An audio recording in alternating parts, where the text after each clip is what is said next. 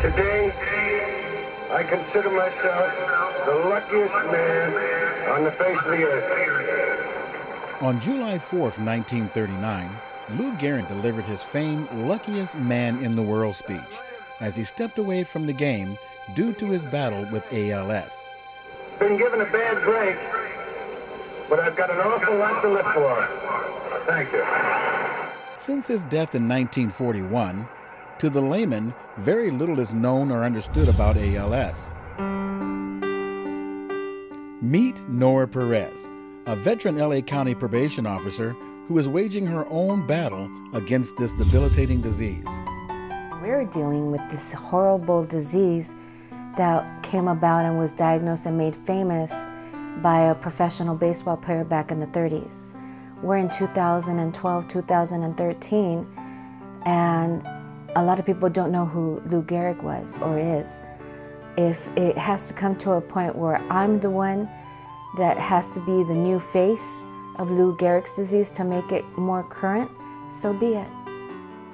ALS is a debilitating neurological disease that can cause the muscles to weaken and eventually lead to paralysis and even death. Nora is absolutely one of the most courageous women that I know.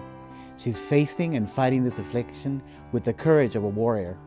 But not just her willingness to fight, but her desire to educate people about the disease.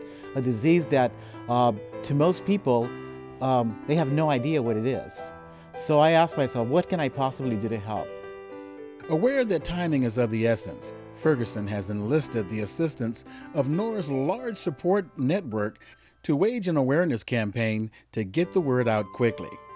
One of the things that needed to be done was to get a broader audience, to educate more people, not just about her condition personally, but also in a wider scope to educate people about ALS. With Nora's many qualities and achievements, it has become apparent that she is indeed in the fight of her life. I played basketball, softball, tennis. I was a cheerleader back in my youth. I continued playing softball up until 2006 in adult softball leagues, going traveling through the state and to Nevada to play tournaments. And I was always working out, running, riding my bike, going to the gym. I'm taking something into my garage. I take one step from the house to the garage and my foot gave out on me, the same right foot. And I ended up on the floor sprawled out. And I was frustrated and I go, you know what, something's really, really wrong. And I started emailing my doctor trying to get an appointment and say, hey, something's wrong, I don't feel right.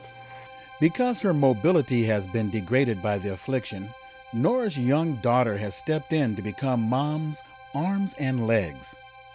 I've always been driven, and now as a professional career woman and a mother, I see that my role has changed completely, where my daughter is the one who cares for me. I'm dependent on her. I have to get my mom out of bed, make sure she's steady, let her go to the restroom. Then afterwards, I get her dressed, I do her hair, I put on her shoes, put what little makeup she needs. And then I just make sure she's got her purse and all her belongings. I want my mom to get cured. I also want her to see me graduate college. I want her to see me get married.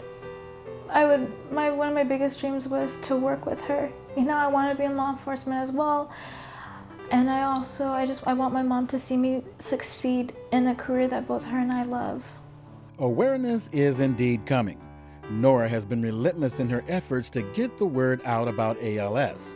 That was never more apparent than in the 2013 Super Bowl. Former Raven football player O.J. Briggs, now stricken with ALS, was the source of information for the Super Bowl champions.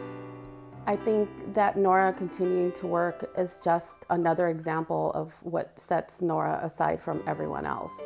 I think that your ordinary person would have given up already and gone into seclusion and given up, but she is nothing like that.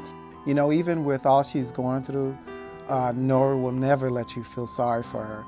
I can't believe what an incredible sense of humor she's had through this. I just don't know how she does it. If you're looking for a pity party, don't come to this address because the pity party's down the street. Even in the midst of her own pain and suffering, Nora pushes forward to help others understand more about this often fatal disease. Perhaps it was Edward Hale that said it best. I am only one, but I am one. I cannot do everything, but I can do something. I will not let what I cannot do interfere with what I can do. You want to just put your arms around and squeeze real tight? I can get my arms around her, but I can't open my fingers to really get that last piece of emotion and just do it. I can't even, you know, I want to shake hands, I can't do it. You know, I can't do it. It's those little things that don't cost anything that this disease takes away. And that really bothers me.